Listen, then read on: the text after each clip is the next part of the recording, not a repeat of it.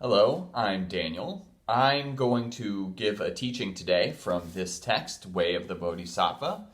This is the version I have. It's called Entering the Way of the Bodhisattva. And what we're going to talk about today is called Chapter 2, Confessing Misdeeds. Chapter 2, Confessing Misdeeds. And there's a lot of imagery in this chapter. And at first, when I read it, it really did not strike me in the best way, because when there's a lot of imagery like this, I don't really like it that much. But this chapter really focuses on three things: making offerings, going for refuge, and confessing misdeeds. The chapter is called Confessing Misdeeds, but really it focuses on those three things, and also on impermanence. Impermanence, that is just everything passes away, including you and me. Everything passes away. That's what this chapter is really focused on. And sort of negative things. And in the next chapter, it goes on to more like, what can we do? So I like to think of this as right now it's like this chapter, and then the one after it is, what can we do? There's a little bit of what can we do in this as well, though. Okay. So there's a teaching in Buddhism called the 7 branches, and it's just 7 things that help us cultivate virtue. And so in a lot of temples, you will see people reciting the 7-branch prayer or the 7-limbed prayer. And I'm telling you that just to tell you that it is a list of 7 things, and the first 3 are covered in this chapter. The first 3, which are making offerings, going for refuge, and confessing misdeeds. Those are the first 3. And then the last 4 are covered in the next chapter. Okay?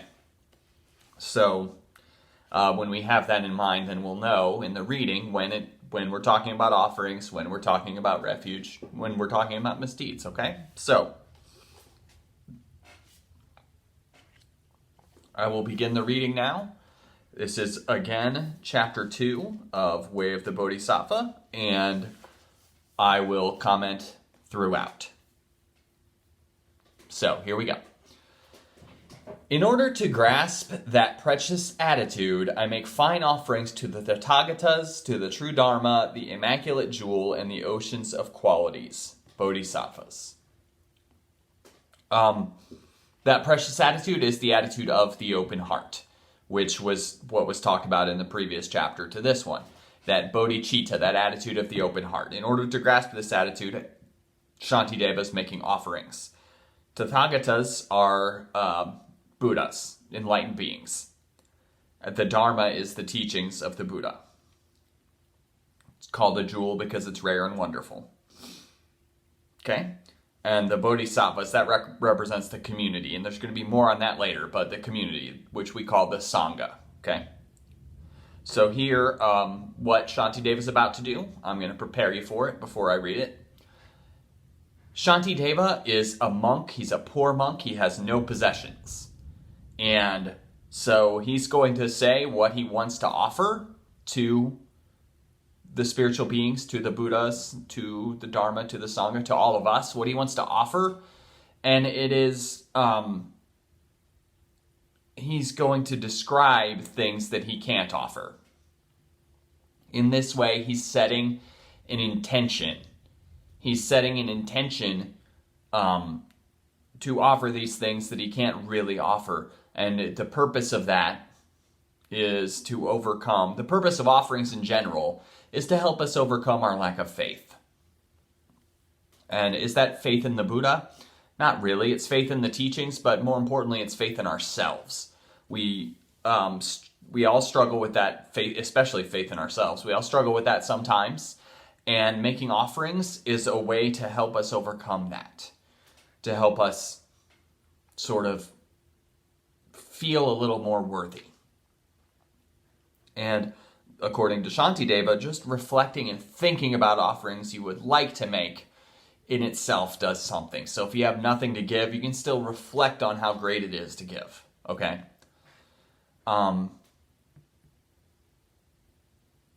So I'm going to read the offerings that he is thinking about giving. This is just intention setting. He's trying to strengthen his own faith, and it's working. Okay, so here we go. As many fruits and flowers as there are, whatever kinds of medicine exist, however many jewels there are in the world, all clean and pleasant waters there may be, mountains of jewels and likewise forest groves, in solitary and delightful places, bushes adorned with ornamental flowers, and trees whose branches bow with splendid fruit. Incense and perfumes is from divine worlds and so forth, wish-fulfilling trees, jewel trees, and crops that grow without the need to be plowed. All ornaments that are fit to be offered. And lakes and pools bedecked with lotuses, where lovely swans have most delightful calls, everything that's unowned extending to the edges of the realms of infinite space.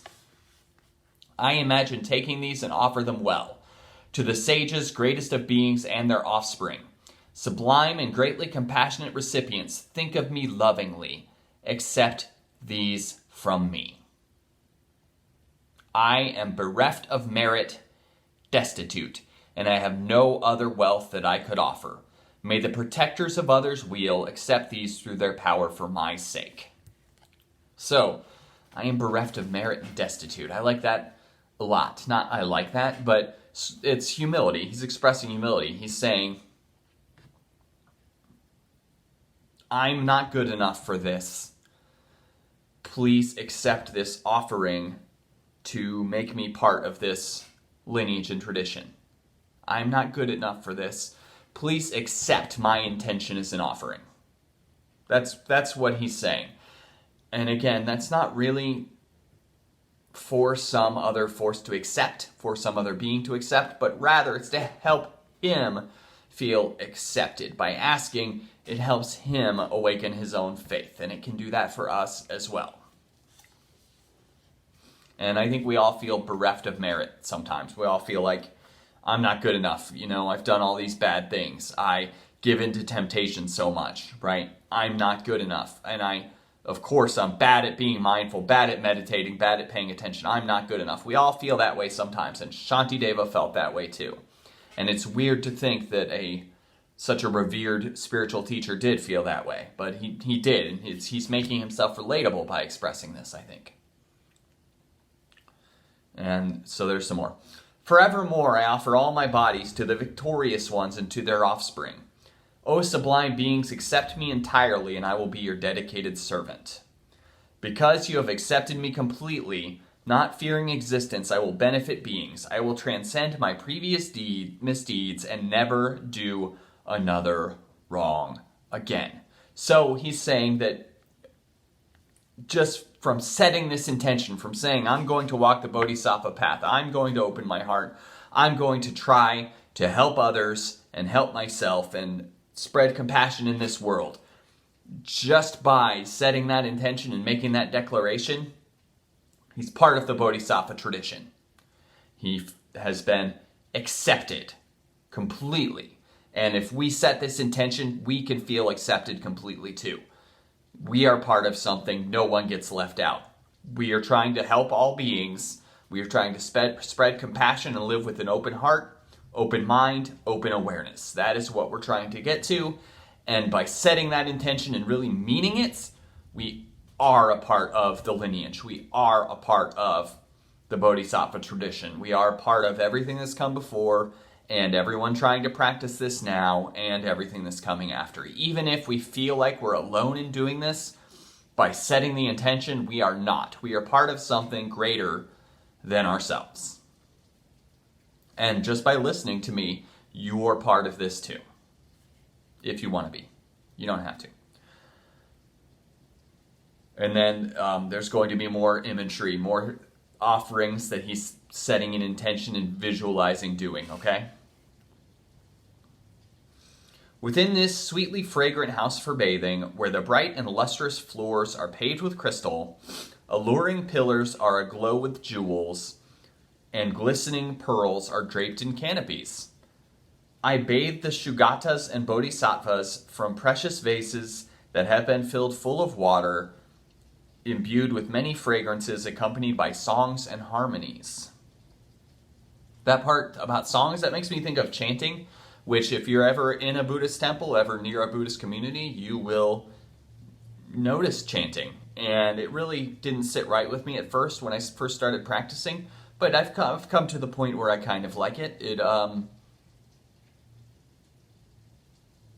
It's sort of a way of, it's another way of offering with our voices, and it's a way of, if you're doing it in a group, of coming together with your voices and feeling like you're part of something. So, common Buddhist chant is Om Mani Padme Hum, Om Mani Padme Hum, and it means the jewel in the lotus.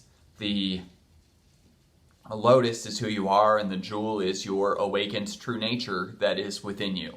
So when we're singing a chant like that, we are really sort of bowing to ourselves and our innate goodness. So in that sense, I like it. So more imagery here. With cloths that are beyond compare and clean, infused with a fine scent, I dry their bodies, and then I offer them the finest robes, well dyed and most delightfully perfumed.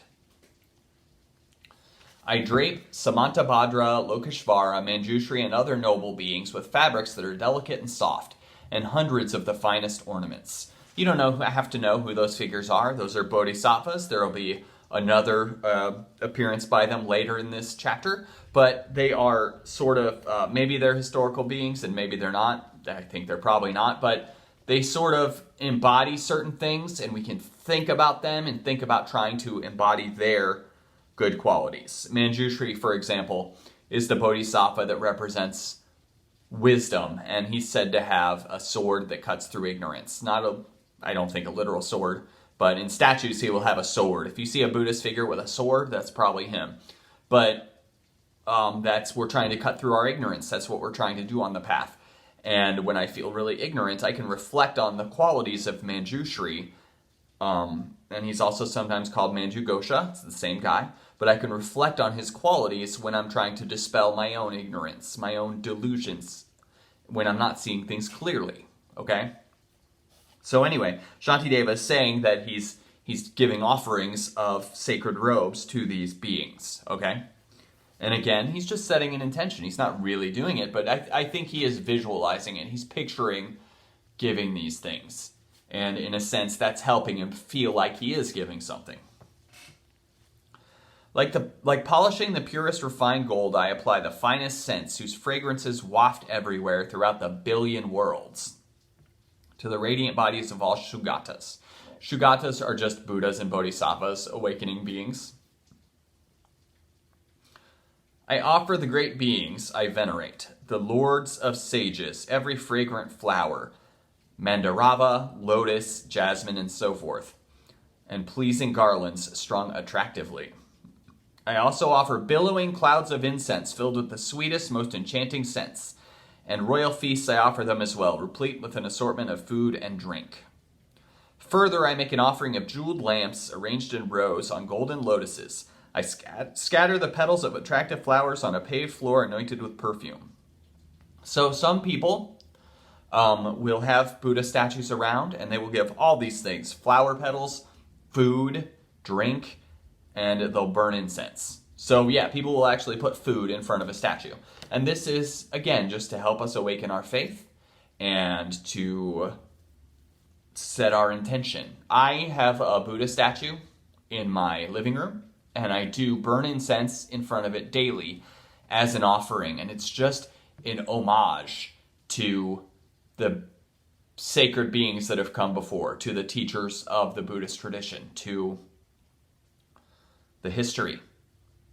It's an homage. It's the same as taking a moment of silence when someone has passed, right? It is just to generate respect and faith within myself and to remind myself how important all this is. I don't do offerings of food and drink or flower petals, but I could do that. That would not feel completely strange to me. But you will see that in Buddhist communities. People do that sort of thing often. I offer those who are compassionate numberless palaces adorning the sky, beautifully glowing with strings of pearls and jewels and echoing with melodious songs of praise. I always offer to the lords of sages beauteous jeweled parasols with golden staves, fine-shaped, upright, and pleasing to the eye, the rims festooned with winsome ornaments. And furthermore, may there extend clouds of attractive offerings with lovely tunes and harmonies that soothe all beings' sufferings. May rains of gems and flowers and more continuously shower down on all the jewels of the true Dharma, as well as on stupas and likenesses. Likenesses are statues of the Buddhas or statues of other Buddhist teachers. And stupas are grave sites. So when the Buddha or very respected Buddhist teachers have died, sometimes kinds of shrines have been erected there. And those are called stupas. And it's supposed to be where an actual Buddhist teacher is dead and their remains are there. And you can make offerings at the shrine, at the stupa. Okay? Okay. So he's saying he wants to shower down blessings, not just on other practitioners and not just on teachers that have come before, but on their grave sites and on statues of them as well. As Manjushri and the rest make offerings to the victorious ones, I offer to the Tathagatas, the protectors, and their offspring. Their offspring are those of us practicing. We are considered children of the Buddhas and Bodhisattvas. Okay, so when we hear that word offspring, that's what we're talking about. It's not descendants. But it's just that because we've entered into this, we're supposed to be thinking of ourselves as sons and daughters of the Buddha. The word lineage gets thrown around in Buddhism a lot. And that's the same thing. I extol the oceans of qualities with oceans of melodies and praise. May clouds of hymns in praise of them arise just so continuously. I prostrate, bowing as many bodies as there are atoms in all the realms, to all the Buddhas of the three times, the Dharma and the sublime Sangha. I prostrate to the sacred sites and stupas of the Bodhisattvas. I also prostrate to the abbots, masters, and supreme adepts. Prostrating is bowing. So you will see Buddhists bow in front of statues. And we're bowing to sublimate our ego and to generate faith and respect again to what has come before. And again, like chanting, when I first started practicing, I thought, well, that's weird. Why am I bowing in front of the statue? Why am I doing this, right? But it is just to help us get our ego in check and to generate faith and set intentions and just realize, oh, this is a big deal. This is serious. Our practice should not be a hobby. It should be more than that. And that helps us see it as more than a hobby, okay? Until I reach enlightenment's essence, I go for refuge to the Buddhas. I go for refuge to the Dharma and Sangha of Bodhisattvas too. So, refuge. Refuge vows are what we call it when someone officially declares that they want to be a Buddhist. Okay? And these are called the three jewels, Buddha, Dharma, and Sangha. And they're the things that we say we're going for refuge in. So these are the things that we lean on when it feels like we don't belong here.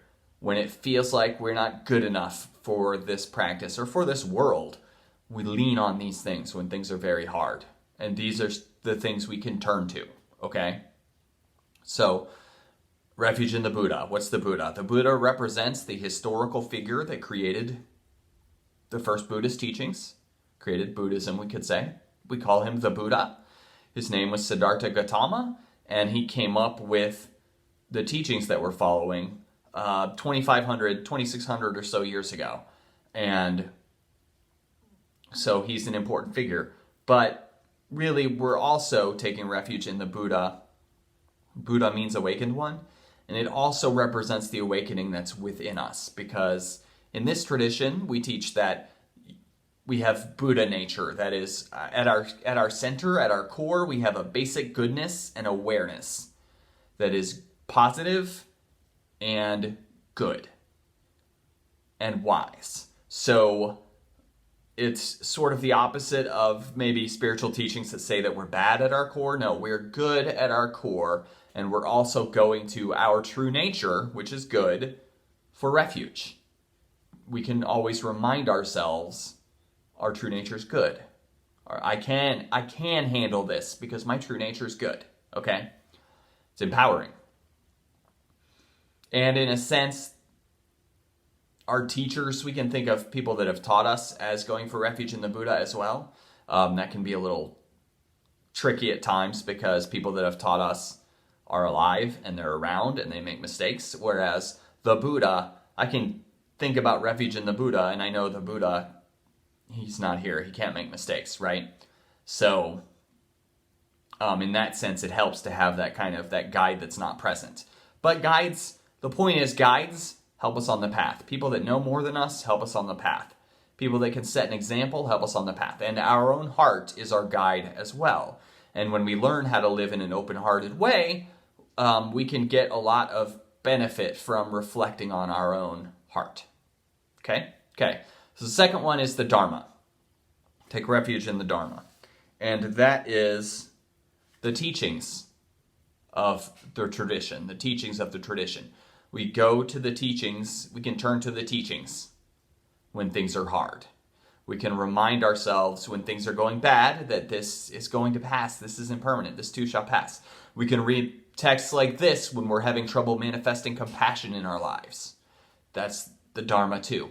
We can remind ourselves of teachings like right speech, and we can remind ourselves not to tell falsehoods and not to gossip, and that's the Dharma. We can remind ourselves how those kinds of things are going to get in our way, in the way of our well-being and harmony. And that can be really important to have those reminders. So the Dharma is just all the teachings of Buddhism, of which there are many. And that is the Dharma. We go to the teachings, and the teachings can be enormously meaningful to us. So the Buddha is for the example and sort of something to try to live up to. And the Dharma is what are we trying to do? It's the teachings, okay? And then lastly is what we call the Sangha. And here he called it the Sangha of the Bodhisattvas. A lot of people just say the Sangha.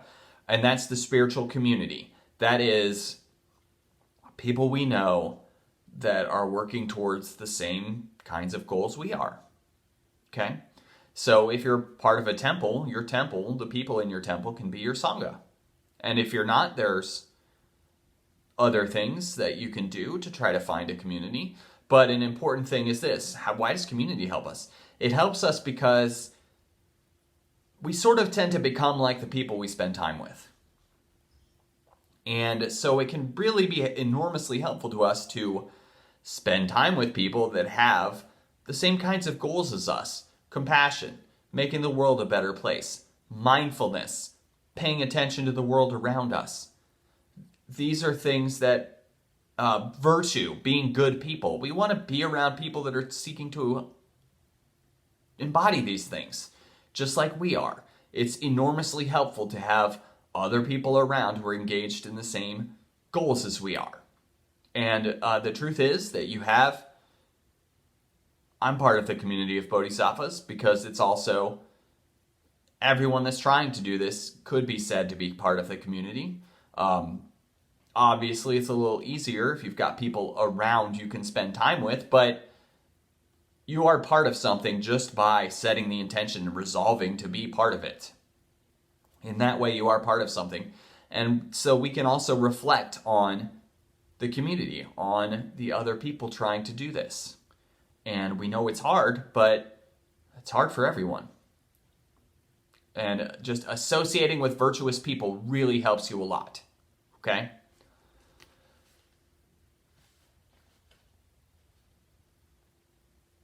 To the perfect Buddhas and Bodhisattvas who dwell in every direction, to those endowed with great compassion, I join my hands and supplicate. So it's just like another bow. And then what we're going to talk about next is called the Four Powers. Is a teaching called the Four Powers. And he doesn't describe it as the teaching of the Four Powers in the text, but his audience certainly knew what he was doing. The Four Powers are the things we do to cultivate virtue or to stop doing harmful things, okay? And these are sort of like the way we confess our misdeeds is this 4-step process, okay? Remorse, support, making effort, and resolving not to commit again. Remorse, support, making effort, and resolving not to commit again. So remorse is just knowing you did something wrong. And support is turning to our refuges, the Buddha, Dharma, and Sangha, to help us admit we've done wrong and help us set an intention to do better. And then effort is really that intention to cultivate virtue and to try to be better people. To try to grow so that maybe we don't even want to commit misdeeds again, right? And then resolving not to commit again is just saying, okay, well, I've done that and I'm not going to do it again. And that can be any misdeed. It can be cheating on your spouse. It can be stealing. It can even be misdeeds that harm yourself. What do I mean by that? I mean like when we overeat and then our stomach hurts. We maybe don't think of that as a misdeed, but the point of this is we want to engage virtuously, compassionately with the world. You're part of the world, so you want to engage compassionately with yourself too. So, this is what Shantideva has to say about those 4 powers, okay? In this and in my other lives, throughout beginningless samsara, deluded I have done misdeeds. I've instigated them, and also, compelled by ignorant confusion, I have rejoiced in them. I see they were mistakes. I confess to the protectors for my depths. I have, because of the afflictions caused, harm with body, speech, and mind, to the 3 jewels and to my parents and to the gurus, among others. I, who am wicked and am stained by numerous failings, have committed misdeeds that are most terrible. Before the guides, I confess them all. So, I really like this part. I, who am wicked and am stained by numerous failings. So, if we start to think, I'm not good enough for this Bodhisattva path, I don't have enough compassion, I don't have enough kindness in my heart, I'm not good enough, I can't do this. Well, look, Shantideva is willing to call himself a wicked and stained person with numerous failings. We all have numerous failings. We all struggle with our weaknesses. We all get carried away by our negative thinking. We all get carried away by our delusions too. And we all cause harm, even to the people we love very much. We all cause harm. We all do that. You're not broken. You're human. You're not broken. You're not wicked and stained either. You're human. And Shantideva is human too. No one is left out. We are all human. We all make mistakes. Sometimes we make terrible mistakes. And so that's why we have to think about cultivating virtue. That's why we have to think about it.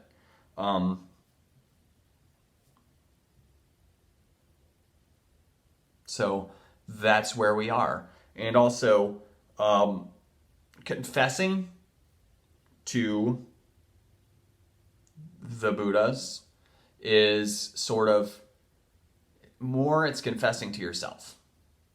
What do I mean by that? I mean, we hide from the truth sometimes. We make excuses for ourselves. Oh, well, when I did this wrong thing, that's different from when other people do it, right? We cut ourselves a break really easily sometimes. Sometimes we don't, but sometimes we do. And confessing is just acknowledging, okay, well, I did this really wrong thing. I knew better. I should have known better. I should have behaved better. And I didn't. And I'm sorry for that, and I'm going to try to do better in the future. I'm going to try to do better in the future.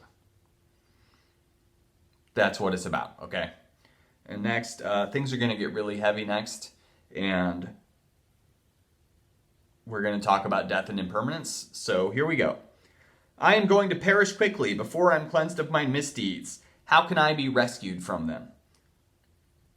I beg you, please deliver me.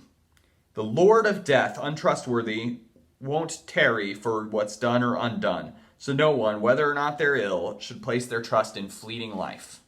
So what's that? That's you can die anytime. If you're waiting to apologize to someone, don't.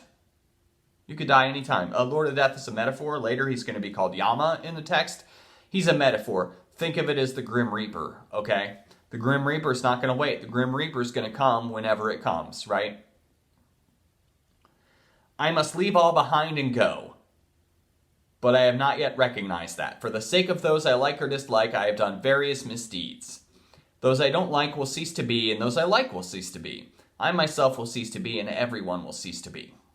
All of the things that I have used will become objects of memory, as if experienced in a dream. I'll never see what's past again. Even during this life, many of those I like and dislike have passed away, and yet the terrible deeds I've done for their sake remain before me.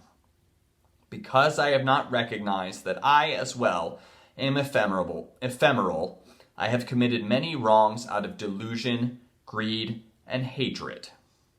Not pausing even a day or night, this life's continuously depleted. There is no extending it, so why would one like me not die? While I am lying in my bed, surrounded by all my relatives, I will experience alone the feeling of my life being cut. When seized by Yama's messengers, what good are friends, what good are kin? Merit alone will guard me then. But I, alas, haven't practiced that. So he's saying, when our time comes, all we can do is reflect on whether or not we lived a good life. And also, we need to be reminded that life is fleeting. If we take something from someone that's not given, if we steal, well, I mean, we don't get to take it with us, right? It's not going to last forever. There's an expression, there are no pockets in burial shrouds. It just means you can't take anything with you. So maybe taking from other people is not worth it. And also, I think of instant pleasure. Pleasure comes and it's there for a minute, a few minutes maybe, and then it's gone, right? So taking pleasure at the expense of someone else is really a deluded thing to do, and it's not good. And when we're on our deathbeds, we're just going to have to reflect on the good and bad we've done. And the good we've done is going to help us. It's going to help us. But also it helps us right now. Because if you're doing good works, you feel better and you have harmony with the world around you. And you're less prone to making mistakes. My mother always said to me, make good choices, first day of school. Make good choices when I first started a job. Make good choices. And again, when she was sick, when she was on her deathbed, make good choices was what she said to me. And I think of that as the cultivation of virtue. If we really reflect on virtue and reflect on what our good deeds do for us and why they're important and why compassion is important, then we're going to make better choices for ourselves and for the world around us. So we're going to have more harmony and more well-being. You want to try to be the person that people don't have any reason to say bad things about. And that being said, maybe people will say bad things about you no matter what you do, but we want to try to be that person. Protectors. We're going to go on. Protectors, I have carelessly committed numerous misdeeds for the sake of this ephemeral life. Oblivious there is such a danger. If people who are being led to have their limbs chopped off today look different than they did before with their parched mouths and bloodshot eyes, what need to say how wretched I'll be when Yama's henchmen have me seized, their physiognomies dire and dread, and I am gripped by terrible pain. Who will protect me truly from this horrifying danger? I'll cry, eyes bulging with terror as I search in the four directions for a refuge. But seeing no protection in the four directions, I'll then despair. If there's no refuge in that place, what will I do at such a time? Thus, from today, I'll go for refuge to the victors, guardians of beings, who strive to protect all wanderers, those with great power who dispel all fear. Likewise, I truly go for refuge to the Dharma they have realized, which dispels the terrors of samsara, and to the Sangha of Bodhisattvas. So he's saying, this is it. I'm struggling with suffering and death. Buddhism is my refuge. Buddhism is my lighthouse, my protector, my refuge. When I'm struggling, I can turn to the examples of the Buddhas, I can turn to the teachings, the Dharma, and I can turn to my community. That is what it's about. I take refuge. And in Buddhism, refuge vows are a thing one can do to officially become a Buddhist, and it's sort of about setting an intention. Again, it's about declaring that you want to be part of this, that you want to do better, that you want to live a more mindful, compassionate, awakened life. And there's official ceremonies that are done, and I think there's not like, I'm being very careful here. It's not like there is a magic energy that comes to you from the Buddha or something. But it is like, ceremonies mean things to human beings. Vows mean things to human beings. And it's with that in mind that we do ceremonies and we set intentions, because it means something to us. I can tell you that when I took refuge vows, it meant something to me. It's sort of changed my commitment to the path. And the commitment, we need to have a strong commitment to the path, because the path's not always easy. Okay? So we're going to talk about more offerings now. He is going to talk about giving himself to bodhisattvas. And bodhisattvas, again, are just, they may be based on historical figures or maybe not, but they represent things we're trying to embody. Okay? So in particular, Avalokiteshvara is a bodhisattva that represents compassion. And Kshitigarbha is a bodhisattva that represents vows. I have Kshitigarbha tattooed on my arm because he is a guy that means a lot to me. And maybe I'll talk about those bodhisattvas another time, but I'm just going to read to you how he's offering to them. Petrified with dread, I give myself over to Samantabhadra. I also make an offering to Manjushri of my body. I cry a miserable wail to guardian Avalokiteshvara, whose acts of mercy are unmistaken. I beg, protect me, who have done wrong. To noble Akashagarbha and to Kshitigarbha, to every one of the protectors with great compassion, I cry from my heart in search of refuge. I go for refuge to Vajrapani, upon the sight of whom from fear malevolent beings like the henchmen of Yama flee in the four directions. And again, we don't have to think of these as real spirit beings or anything, but they are things to think about. They're things to think about. There's qualities we're trying to have, so they are things we can reflect on. I have in the past transgressed your word, but now that I've seen the great peril, I go to you for refuge and plead, swiftly eliminate this fear. If one must do as doctors say from fear of ordinary illness, what need to speak of being infected continuously by the sickness of the 100 wrongs of lust and such? Our mindlessness, our lack of control of ourselves, our lack of attention, our delusion, these things are like sicknesses. And Buddhism can be seen as like a treatment plan. So we're going to do these practices and we're going to study these teachings to try to help us overcome our distress and our neuroses and our delusions, because those things are getting in our way. Lashing out in anger gets in your way. Giving into lust gets in your way. Giving into greed gets in your way. And that's why we talk about virtue so much, because those things get in the way, and virtue is the quality we're trying to cultivate to overcome them. And a lot of Buddhist texts seem to talk about virtue first and talk about meditation practices after. And sometimes people read those and they're like, this is boring. I don't want to read the virtue stuff. Can I skip over this? And it's important not to. It's important not to. I'm thinking about, there's a text I have called the Manual of Insight, and it's a really deep Buddhist text. And it starts with virtue, and it goes through virtue it's a very big book, and it goes through virtue for a long time before it's ever about meditation. All right? So it's important. This is an important thing to cultivate, and we should not leave it aside. Because if we're not trying to be good people, that can get in our way. That can get in our way.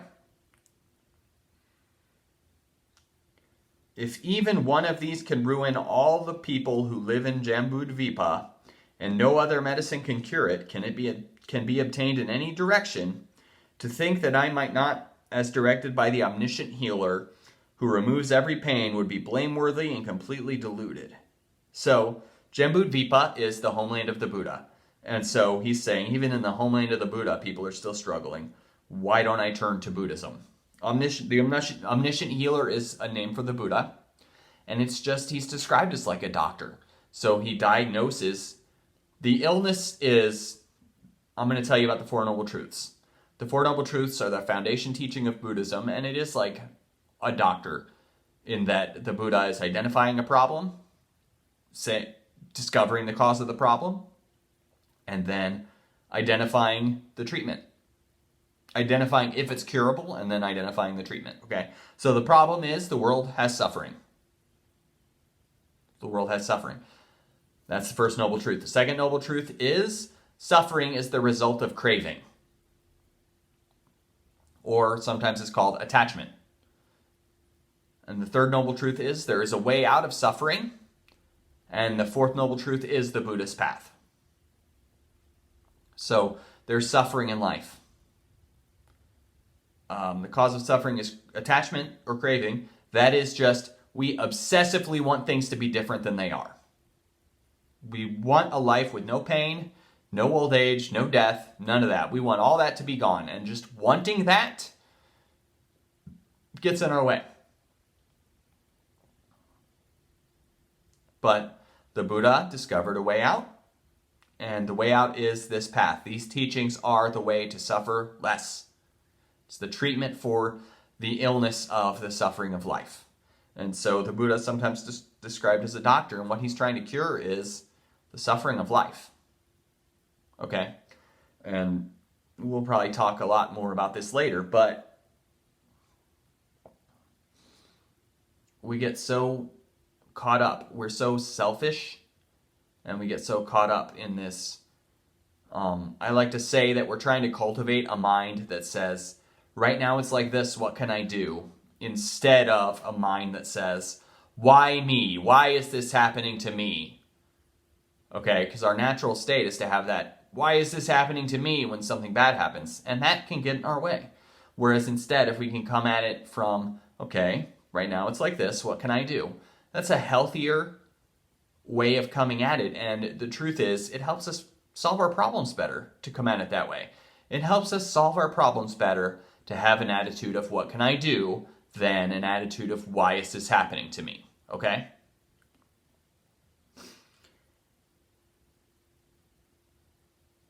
If I must, we're still talking about death here. If I must be quite careful of a minor ordinary chasm, what need to mention the abyss where I'll fall 1,000 leagues far for long? It is not right to sit content and say, I will not die today. It is inevitable the time will come when I will cease to be. We don't know when it is, right? It could be any time, really. Life is fleeting. We don't like to think about that much, but life is fleeting. Death can come at any time. Who will grant me freedom from fear, and how will I escape from this? I certainly will no longer be. How can my mind remain at ease? My past experiences are gone, and what do I have left of them? But out of my fixation on them, I've gone against the Guru's words. We obsess about the past sometimes, and we are trying to live there sometimes when we think about like how great things were, or how we wish we had done things differently.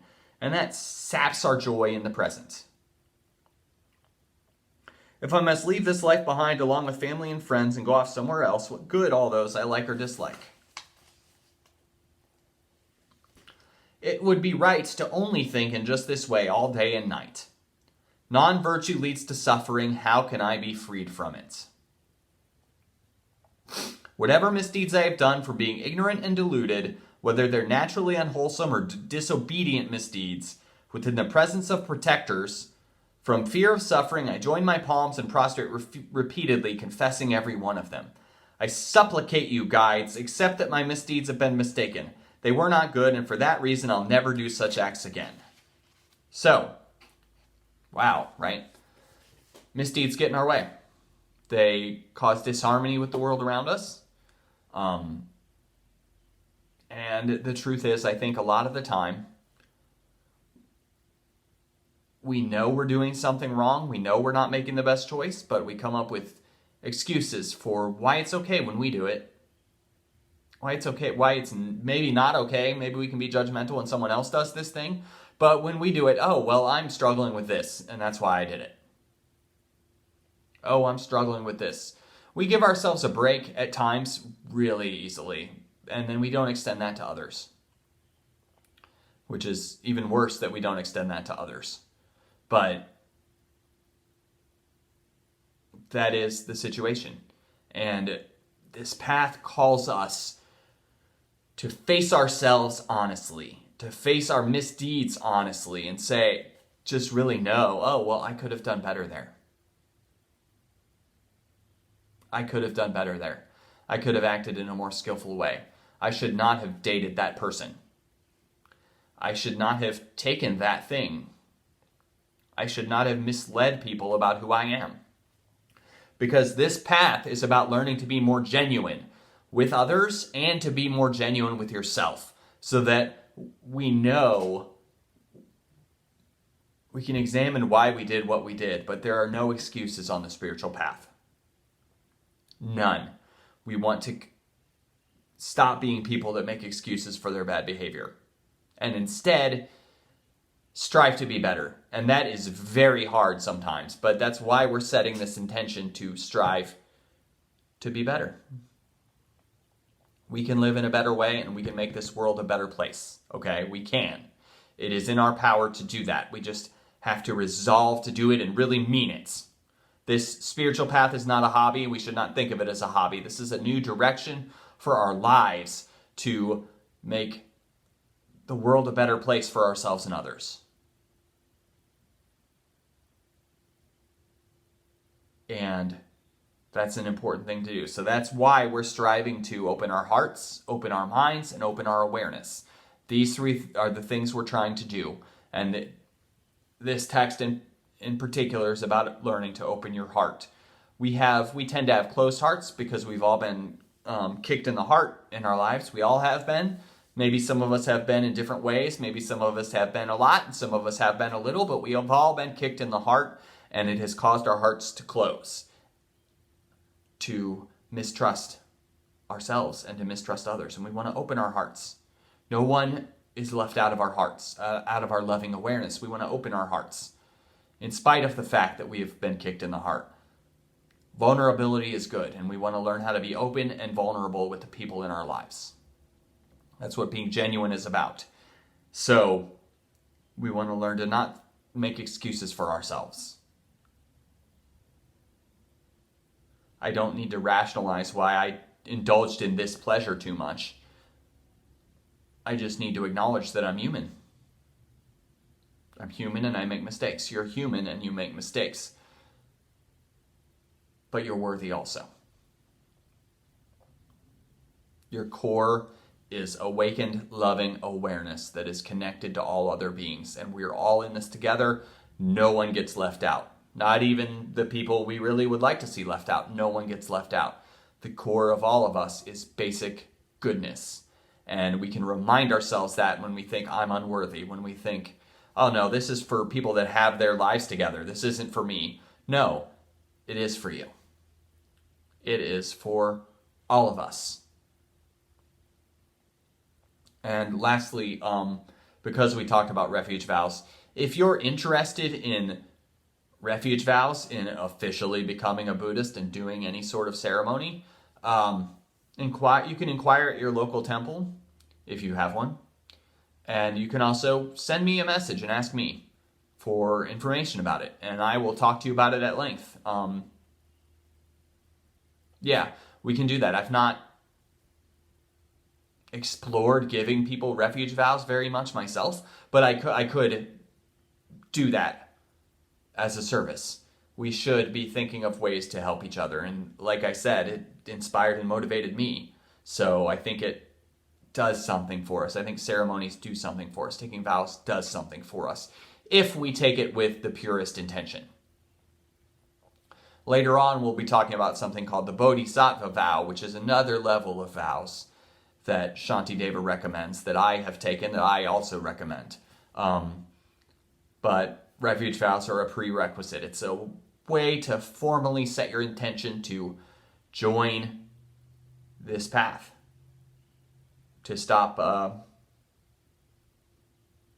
thinking of it as a hobby, stop thinking of it as an interest, but to actually set an intention to make it part of your life and something you're doing. So, that's it for today. This has been the chapter on confessing misdeeds, and here is the book if you want to get your own copy to follow along, because I'm going to do more of these. It's a very good version of the text. I like it very much. So thank you for taking the time to listen to me, and have a good day.